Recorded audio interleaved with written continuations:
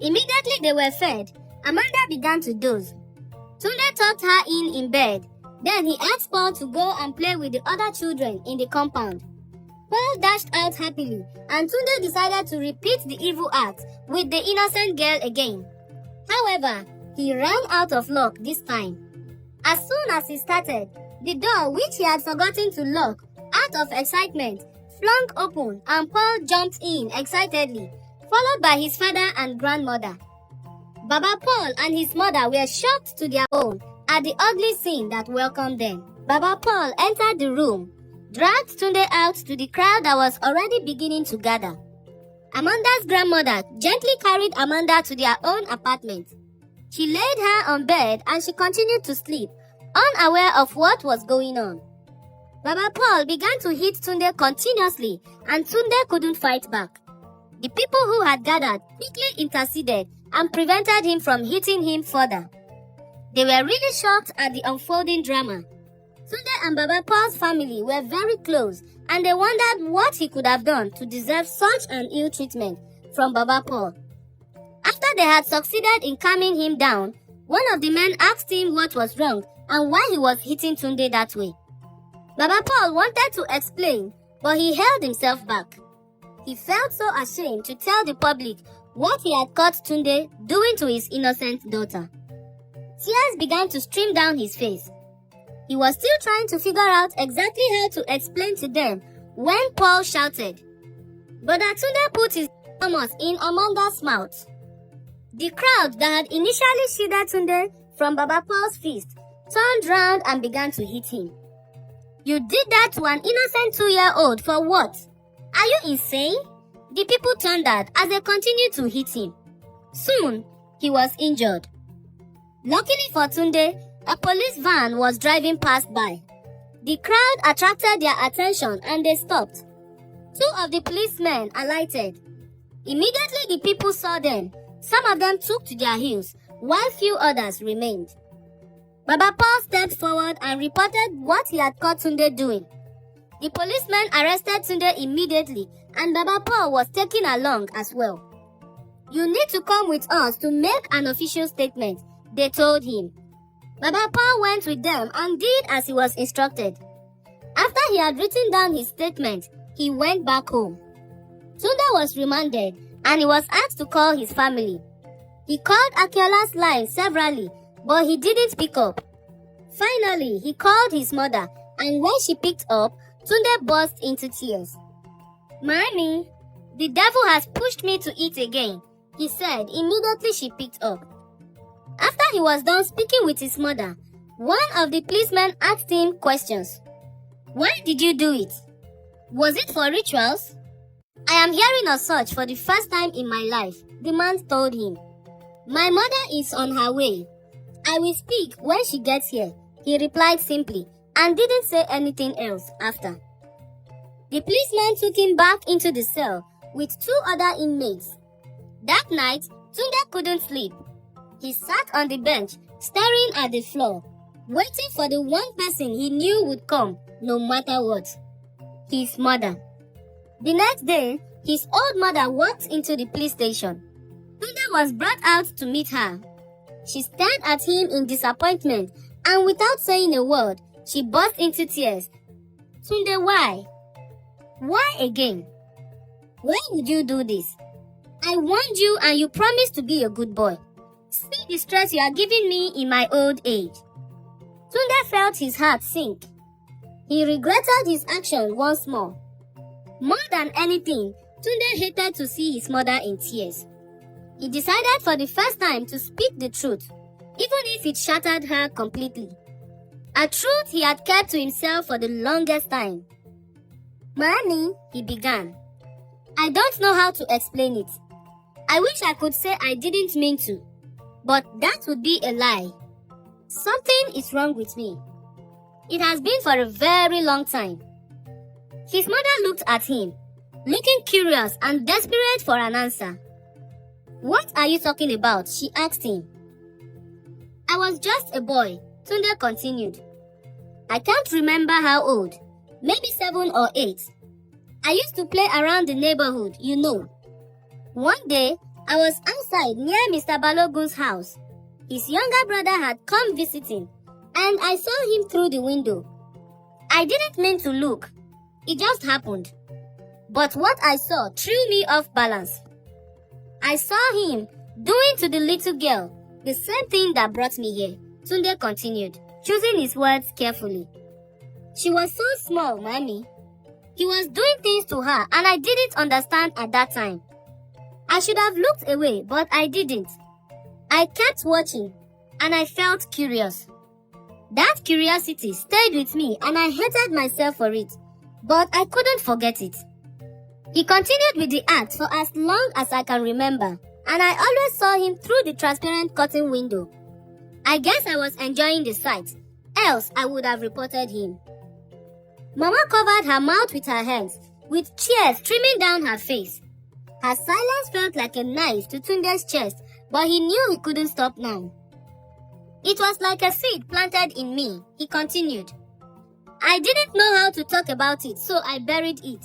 But the seed grew, Mommy. It grew into something darker, something I couldn't control. So, when I had the opportunity of being close to Ebunoluwa, my niece, I decided to try it out to see what it felt like.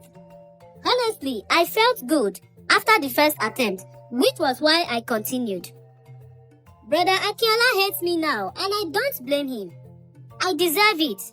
But I promised myself it would never happen again. I tried to fight it, Mommy. I really did. But the urge kept coming back.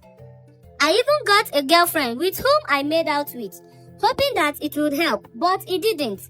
I never enjoyed doing it with her, Tunde added. His mother stood up abruptly, pacing up and down the small room. You knew what you were doing was wrong, Tunde, she said, with her voice trembling. Why didn't you get help? Why didn't you talk to me, or a pastor, or anyone at all? I was ashamed, he admitted, with tears streaming down his face now. I didn't know how to say it loud. How do you tell someone that you enjoy doing stuff with little children? It is a shameful thing. I thought I could handle it on my own, but I was wrong. At this point, the door creaked open and a police officer stepped in, signaling that time was up. His mother turned to him and looked at him with a mixture of anger, sorrow, and despair before she walked out. As she walked out, Tunde felt very sorry for her. She was too old for the troubles he was causing her. On her way out, she called Akola again, but he insisted he wasn't going to be part of Tunde's arrest saga. So she managed to get Tunde a lawyer and he was taken to court. After several sittings, Tunde was found guilty. You cannot be allowed to roam freely in town. You will do same to other children, the judge said, after which he pronounced his judgment. I hereby sentence you to 21 years imprisonment with hard labor, he said as he rose up. Mama broke down in tears and eventually passed out after the judgment. Her younger brother, who had come to court with her, rushed her to a nearby hospital. Thankfully, they were able to resuscitate her and she returned to her house while Tunde began to serve his jail term. It had been 3 years since Stella left the country with her daughter, Ebunoluwa, after the unspeakable incident that shook her marriage to its core. The day she boarded the flight, her heart was heavy with disappointment. She had trusted Akola, her husband, to protect their family, but his decision to shield his brother Tunde rather than seek justice for their daughter was a betrayal she couldn't forgive. Stella's absence left a void in Akola's life. Though he had tried to move on, the weight of his decision haunted him daily. He regretted not taking the firm stance Stella had demanded by calling the authorities and ensuring Tunde faced the full consequences of his actions. Now, 3 years later, Stella returned. She stepped off the plane with Ebunoluwa, who was now 5 years old. Stella had made up her mind long before the trip back home. This wasn't a reconciliation visit. It was closure. Akola was overjoyed when he heard the news of Stella's return. He had spent countless nights praying for this moment. He rushed to her uncle's house, where she was staying temporarily, with his heart pounding with anticipation. After they exchanged pleasantries, She handed him an envelope. Akola frowned as he opened it, with his hands trembling. The words, "divorce petition," stared back at him, hitting him like a punch. "Stella, what is this? Why are you doing this?" Tunde did the same thing to another baby. He got caught and is serving a 21-year jail term now, he explained, hoping that it would help her reconsider. "Akola, I have made my decision. I gave you 3 years to reflect, to prove that you could prioritize what is right over your misplaced loyalty to your brother. You were not the one that reported Tunde to the authorities, were you?" she asked him.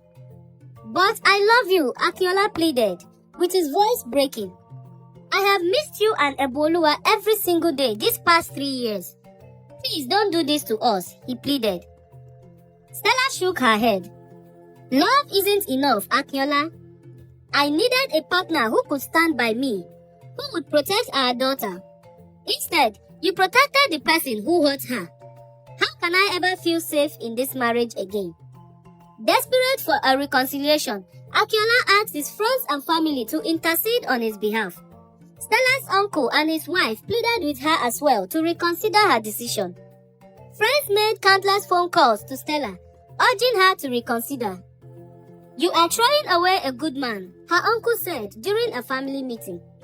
"Akola made a mistake, but he is remorseful. Don't let this incident destroy your marriage." Stella's response was firm. "This isn't about just one mistake. It is about trust and priorities. If Akola couldn't stand up for me and our daughter then, he would fail us again in the future." Despite the mounting pressure, Stella stood her ground. She couldn't afford to remain in a marriage where her voice and her child's safety were secondary to family bonds. Though Stella was determined to end her marriage, she didn't want Eboluwa to grow up without a father. She made it clear in her divorce terms that Akola would have access to their daughter. Every weekend, he could spend time with her and also during holidays. She encouraged them to create special memories together. Akola made sure every moment with his daughter was memorable. He poured his love and energy into their time together. He took her to parks, read her bedtime stories, and helped with her school project. Though he wished Stella was by his side during this moment, he knew he had lost the privilege. Meanwhile, Stella focused on rebuilding her life. She returned to work, found a new home for herself and Eboluwa, and began to heal. She took joy in watching her daughter succeed. Though their paths had separated, Stella and Akola maintained a cordial relationship for the sake of their daughter. They attended her school events together, exchanged updates about her progress, and ensured she felt loved by both parents. In the end, they both learned valuable lessons. Akola learned that loyalty to family must never come at the expense of justice and integrity. Stella learned that walking away from what no longer served her was not a failure, but a proof of her strength. And though their love story had ended, they remained united in one shared purpose, giving their daughter the love and stability she deserved.